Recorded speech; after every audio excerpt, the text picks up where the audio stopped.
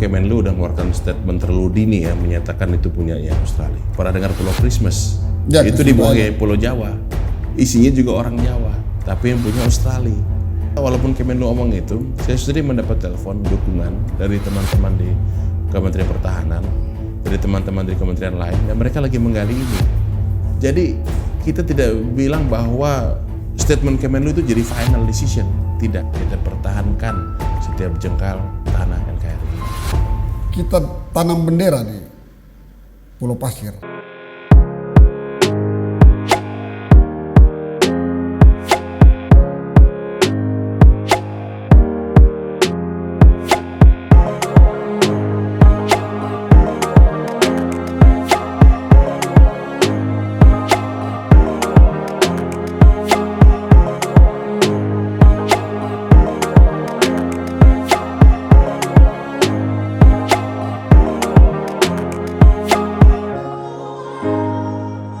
Ya, dalam kami punya komunitas Perkumpulan Rote Bersatu, untuk artinya itu spesial untuk orang-orang Rote, baik yang di Rote maupun yang diaspora. Di situ sih komentarnya rata-rata ya, ayo kita rebut, ayo kita jaga, ya itu mata pencarian kami dari leluhur.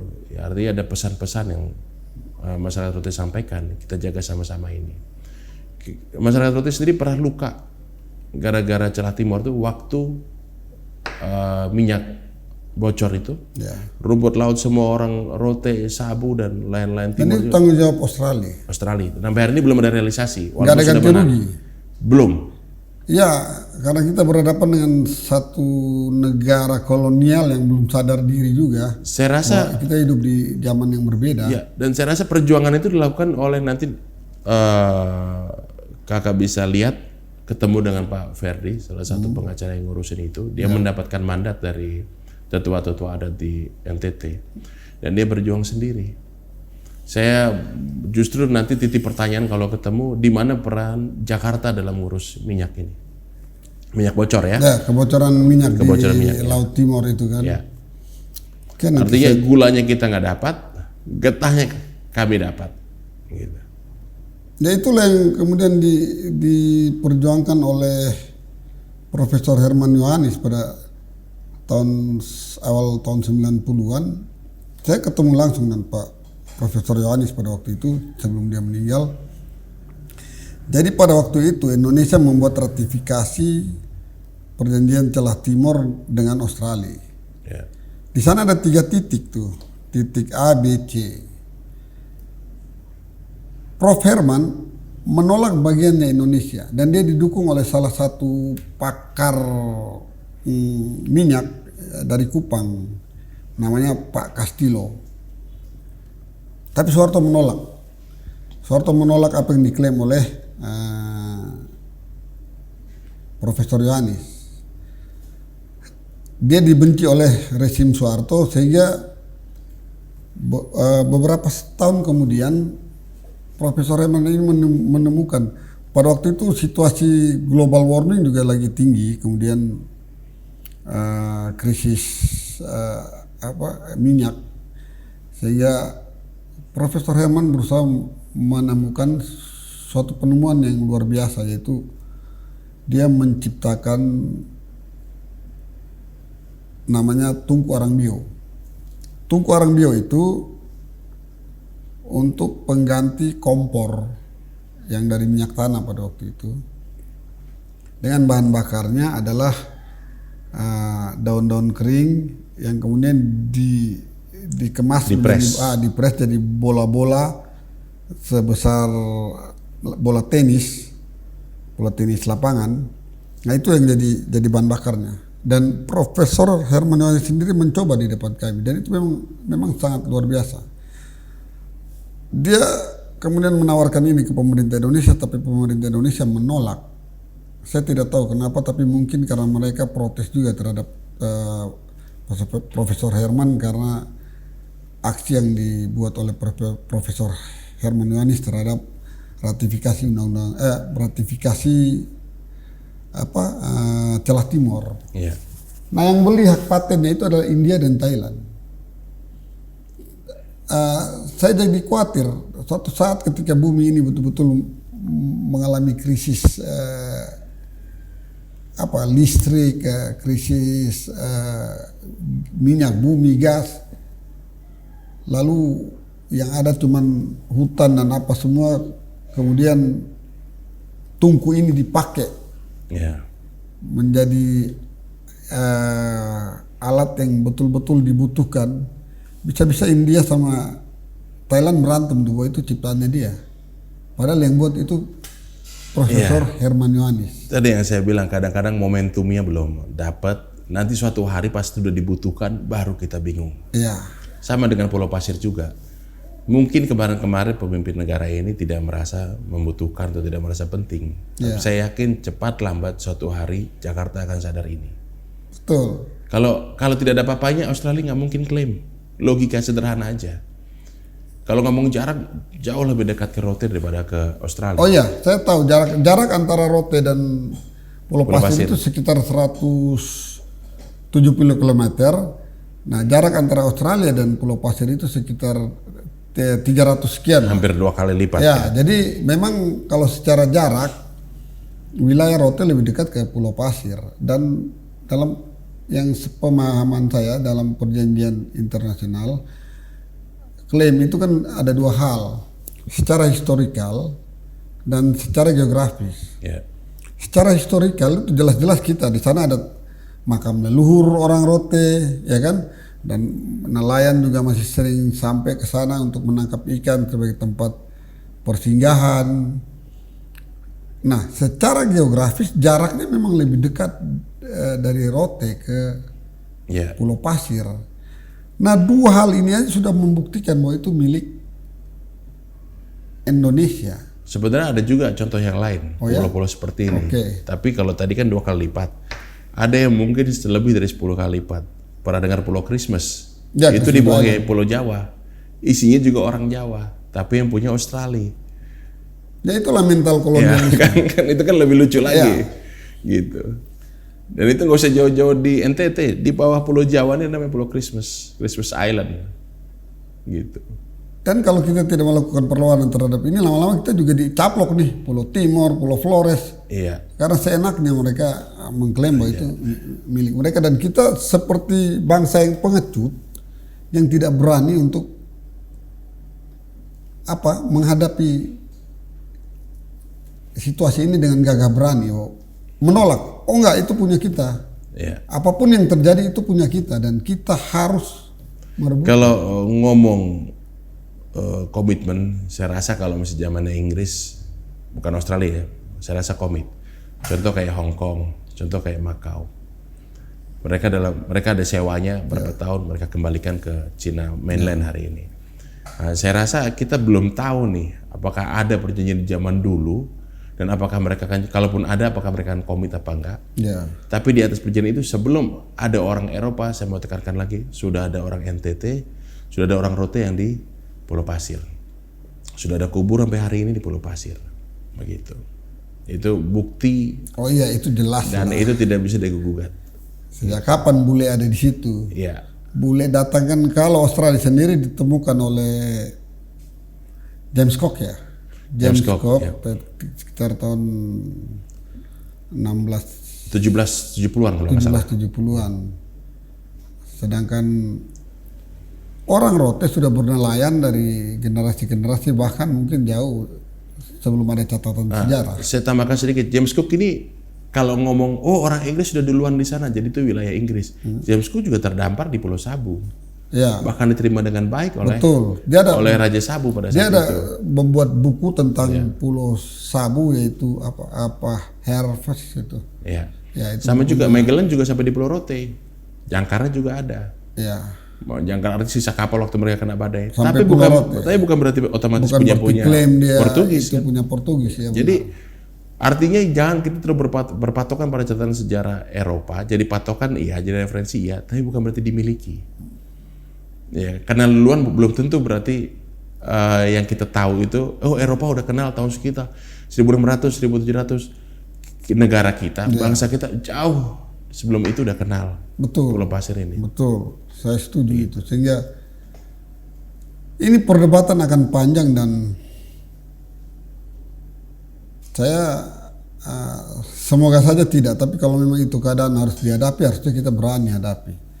Karena begini, saya teringat terhadap situasi yang pernah terjadi ketika Argentina mengklaim Pulau Falkland itu sebagai milik dia. Ya. Waktu itu Inggris di bawah Perdana Menteri Margaret Thatcher kalau nggak salah. Malvinas nih ya. Ya. Tidak butuh waktu lama Inggris langsung mengirim semua kapal perangnya untuk menghantam Falkland atau Malvinas dan menguasainya kembali. Saya tidak tahu sejarahnya bagaimana sehingga Inggris bisa yang jaraknya dari Eropa, dari ujung mana ke Amerika Selatan, kemudian ke Amerika Selatan dan mengklaim itu dan miliknya, tapi terserahlah.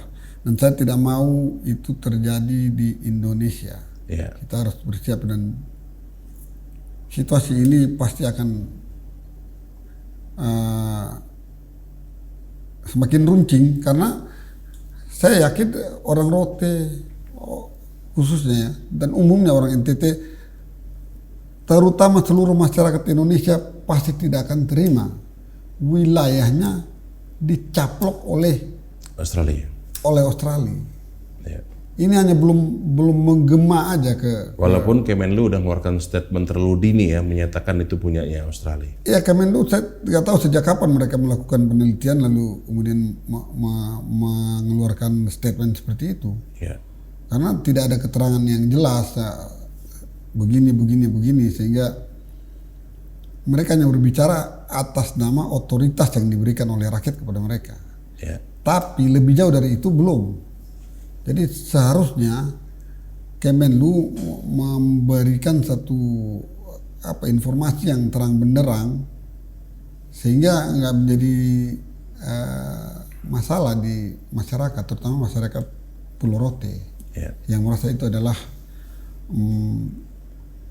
bagian yang tak terpisahkan dari Pulau Rote sendiri. Nah ini jadi masalah. Informasi yang saya dapat sekarang ini di Pulau Pasir, Australia sedang melakukan eksplorasi di mana menurut berita antara ya, bahwa di situ terdapat minyak dan gas bumi sebesar 5 juta barel. Nah kalau saya membaca ini langsung pikiran saya menjadi negatif bahwa untuk inilah Australia kemudian berusaha untuk mengklaim bahwa pulau itu adalah pulau bagian dari mereka. Nah, tanggapan dari Pak Viko sendiri gimana? Ya, andai kata itu benar juga, ya andai kata itu benar, pasti ada yang berkepentingan. Tadi saya sudah statement di depan bahwa setiap negara, setiap penguasa pada momen tertentu mereka pasti punya kepentingan yang berbeda-beda. Bahkan kepentingannya kadang bisa berubah setelah berapa puluh tahun. Nah kita juga tidak tahu apakah betul Australia mengklaim atau berusaha menguasai celah timur termasuk Timor Leste karena ada minyak. Tapi andai kata itu ada, itu sesuatu yang harus memang kita perjuangkan kembali. Apalagi tadi di awal kami udah katakan bahwa itu adalah wilayah masyarakat adat dari masyarakat Rote. Begitu. Masalah ada minyak di bawahnya itu adalah bonus. Dan tentunya bonus ini juga kalau diolah dengan benar dan menjadi bagian dari NKRI tentu menjadi bagian dari masyarakat adat itu sendiri. Ya, untuk kemaslahatan masyarakat di NTT dan di Rote. Dan di Rote. Begitu. Sedikit sentilan nih. Pak Viko, bagaimana respon pemerintah daerah NTT terhadap masalah ini? Secara statement saya belum ketemu Pak Gubernur ada statement resmi, tapi kalau dari informal ya ada pasti, tapi kan tidak bisa kita sampaikan di sini. Tapi bahwa kita harus fight untuk Pulau Pasir, saya rasa hampir semua orang di Rote dan NTT, saya rasa sebagian besar sepakat buat hal ini. Oke, kan tahapannya adalah sekarang ini tahap negosiasi atau pendekatan diplomasi. Ya. Nah, sepengetahuan saya, Indonesia ini salah satu negara yang paling lemah dalam berdiplomasi, dan itu membuat saya khawatir. Perjuangan kita kalau dari sisi diplomasi kalau misalnya kita kalah dalam diplomasi Pulau Pasir ini, apa langkah kita? Saya koreksi sedikit, saya tidak setuju dibilang Indonesia lemah diplomasi. Ya. Pak Jokowi hebat diplomasi, sampai ke Ukraina, sampai ke Rusia, apalagi cuma Pulau Pasir pasti Pak Jokowi bisa. Semoga Pak Jokowi mengerti maksud hati saya ini. Ya, Ibu Menlu juga hebat, apalagi digadang-gadang kita masuk di dalam World Bank, kita dalam PBB, bahkan sekjen PBB ya, kandidat ya. Masa Pulau Pasir kecil aja tidak diurus gitu. Pulau Pasir ini kan bagian dari selatan-selatan kalau nggak salah. Selatan-selatan, dan Indonesia untuk urusan selatan-selatan ini, Indonesia punya peran yang sangat penting dalam gerakan selatan-selatan ini. Jadi harusnya Indonesia bisa berbuat lebih banyak, karena ini Pulau Pasir ini terletak di selatan. Ya, apalagi kita tuan rumah G20. Ya, artinya suara ini tentunya bisa sampai ke negara-negara yang dikatakanlah ekonominya bagus. Bahkan kalau memang betul Pak Presiden kita berniat untuk pengurusan, saya masih percaya Pak Presiden kita bagus, sangat bagus, dan pasti beliau mau urusin dengan benar. Ya, semua rakyat Indonesia berharap begitu, karena gini, kita punya pengalaman. Yang pertama pengalaman tentang Sarawak atau Sabah pada waktu itu Soekarno, kemudian mendengungkan untuk Gajang Malaysia. Dwi Korang. Apapun itu yang terjadi kemudian, tapi itu cukup menggugah nasionalisme seluruh bangsa Indonesia, bahkan sampai menyumbang. Hasil akhir nggak perlu, tapi paling tidak ketika Soekarno melakukan itu, semua dunia tahu bahwa mereka jangan macam-macam dengan Indonesia. Itu kan. Si Padan dan Legitan pun juga begitu. Pada waktu bahkan kapal perang Indonesia bersiap untuk berhadapan dengan Cina dan Malaysia, sudah berhadapan-hadapan. Nah, untuk Pulau Pasir sendiri, kemungkinan itu pasti bisa terjadi. Karena kalau kita lihat reaksi dari Australia ini adalah bagian dari Inggris. Contoh Malvinas itu adalah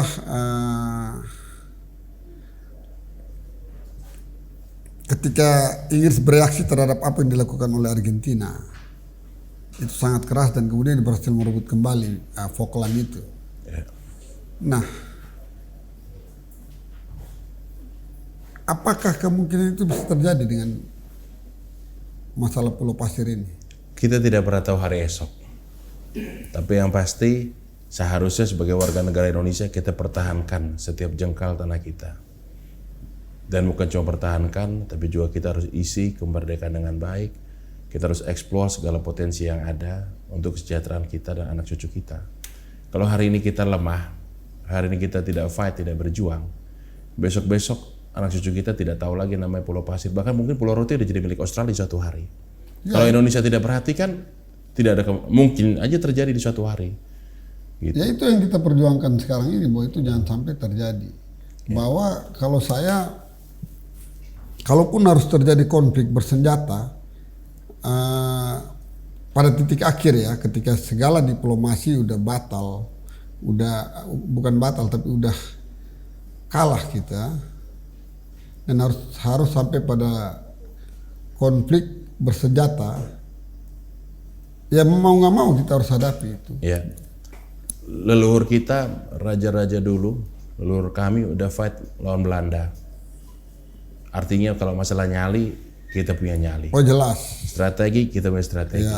Artinya kalau memang harus terulang lagi sejarah, mau nggak mau ya, siap atau tidak siap, ya kita harus siap. Karena itu bagi saya ini adalah apa yang namanya permesta, pergerakan rakyat semesta. Jadi saya ingin agar seluruh elemen bangsa ini, seluruh masyarakat bangsa ini harus betul-betul serius dan menanggapi apa yang dilakukan oleh Australia terhadap kedaulatan negara kita. Karena kedaulatan negara kita adalah napas hidup kita, dan ketika itu diganggu, apapun juga kita harus hadapi. Setuju. Nah, jadi kemungkinan terburuk kalau memang harus terjadi konflik bersenjata, saya pikir nggak ada masalah karena banyak orang yang bersedia untuk menghadapi itu. Ya. Karena ini menyangkut harga diri bangsa kita. Sebagai seorang Raja Rote Termanu, kira-kira pesan apa yang ingin Pak Viko sampaikan buat generasi muda di Pulau Rote, NTT, dan Indonesia? Perjuangan melawan Belanda, perjuangan melawan imperialisme bukan hanya dilakukan di satu titik di Jawa, tapi di seluruh wilayah NKRI. Dan leluhur kita semua ikut fight, ikut perang, bahkan dibuang oleh Belanda. Artinya jangan kita sia-siakan darah, air mata, korban mereka. Kita isi kemerdekaan dengan sebaik-baiknya. Kita pertahankan setiap jengkal tanah NKRI ini. Itu harus kita isi. Dan saya yakin bahwa Indonesia akan jadi negara maju. Oh, itu pasti. Negara maju 10 tahun dari sekarang kita akan jadi negara maju dan nyalip nama tetangga kita ini. Jadi nggak ada yang harus kita takutkan. Begitu. Untuk sampai ke situ kita harus punya nyali. Nyali udah pasti. Ya. Harus punya.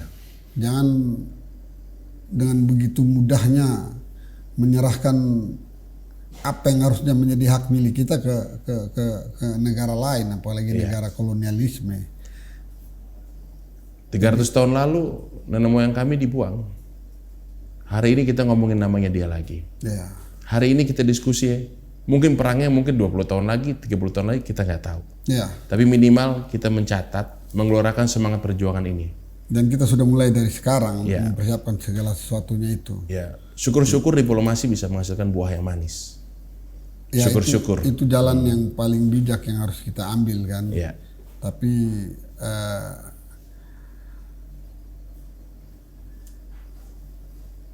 apapun itu, sampai pada titik yang paling riskan pun kita harus ambil. Ya. Bulan kemarin rame masalah ramalan Nostradamus. Ya. Kita tidak percaya ramalan, tapi di situ sempat rame di TikTok. Saya cuma hanya cerita anak-anak sekarang aja, mereka lagi rame, mereka komentar di situ bahwa suatu, kalau nggak salah tulisannya, suatu waktu Australia akan terbagi dua. Negara sekuler dibilang terbagi dua, dan mereka akan menyerang ke satu kota di utaranya yang ada pelabuhan dan ada tugu. Diterjemahkan itu tahun 2037. Diterjemahkan oleh TikTokers tuh 2037. Dan yang diserang Surabaya. Kita nggak tahu perangnya apa. Saya tidak percaya ramalan. Tapi satu hal yang kita mau sampaikan bahwa suka tidak suka negara kita ini harus kuat. Ya. Suka tidak suka kita harus punya jiwa nasionalisme. Ya. Suka tidak suka, inilah tanah di sini ada buat kita, dikuasai negara untuk kita semua, bukan untuk orang asing. Seluruh rakyat Indonesia. Ya, dan itu harus kita pergunakan semaksimal mungkin. Ya. Pak Viko, apa pesan yang ingin Pak Viko sampaikan kepada pemerintah Australia? Semacam ultimatum atau apalah bahwa mereka harus menyerahkan kembali wilayah kita, wilayah milik orang Rote itu kepada kita. Apa yang Pak Viko sampaikan? Ya, saya ingin berpesan pada pemerintah Australia, pakai hati, pakai pikiran, teliti kembali masalah sejarah dan adat sampai di Pulau Pasir ini bagaimana, dan tolong hormati kami. Itu. Oke, semoga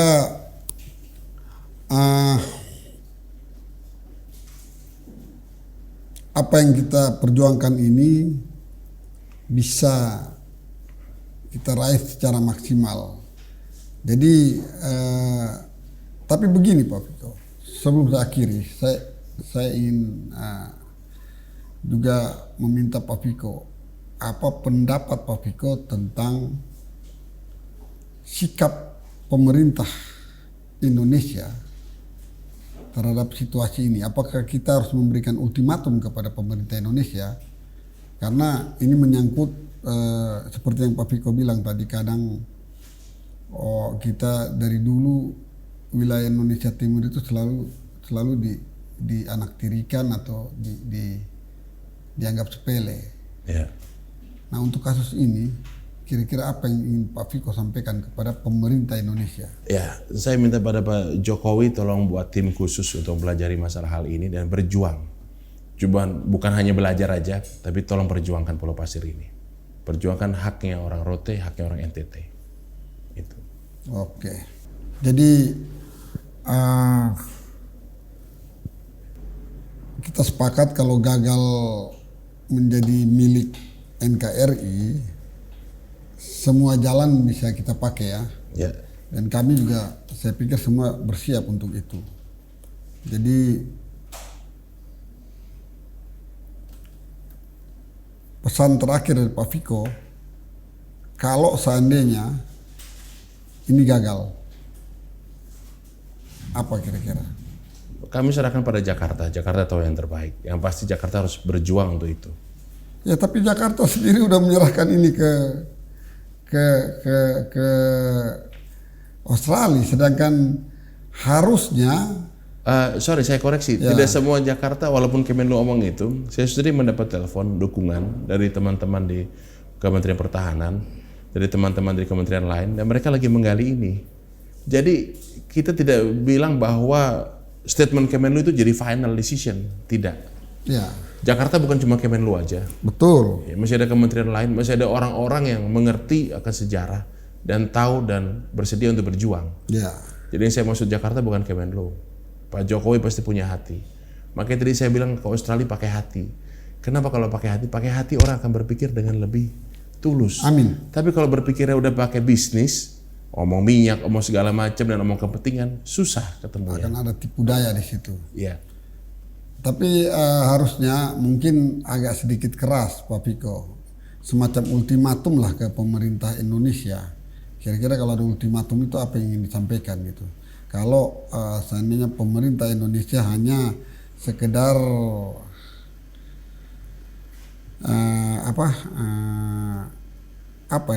pencitraan, Ya. lalu kemudian yang dirugikan adalah masyarakat. Kalau Jakarta Pulau susah untuk bertindak Rote. juga, tidak membela ya. Moga-moga suatu hari presidennya orang NTT, biar kita bisa fight-nya lebih enak. Oh ya, betul. Saya rasa itu. Saya setuju itu. Dan Karena kita mengerti pada saat kami kerajaan semua menyerah kedaulatan ke Jakarta, urusan dengan dunia luar, dengan negara asing adalah otoritasnya Jakarta. Kalau Jakartanya tidak tegas, suatu hari harus cari orang yang tegas. Begitu. Oke, jadi sebenarnya kita memerlukan aksi heroik dari seluruh rakyat Indonesia. Ya. Karena kalau enggak, biasanya kalau nggak ada tekanan ya pemerintah ya biasa-biasa aja. Ya. Kayak sekarang juga suam-suam kuku. Karena sampai sejauh ini persoalan ini belum terlalu viral dan belum dimengerti oleh banyak orang. Untuk supaya pemerintah itu harus bisa, masa tekanan massa dan aksi heroik. Mungkin suatu saat kita akan menyewa beberapa kapal lalu kita berjalan ke Pulau Pasir, di sana membawa merah putih dengan 100 atau 200 penumpang, pakai ikat kepala di ini merah putih, kita tanam bendera di Pulau Pasir untuk menunjukkan kepada Australia bahwa kita tidak takut dengan Australia, siapapun dia. Saya yakin momen itu semoga tidak terjadi, tapi kalau saya yakin momen itu terjadi, pasti orang NTT ikut semua. Oke. Ya, jadi Jong Syndicate Lovers memang isu ini betul-betul sangat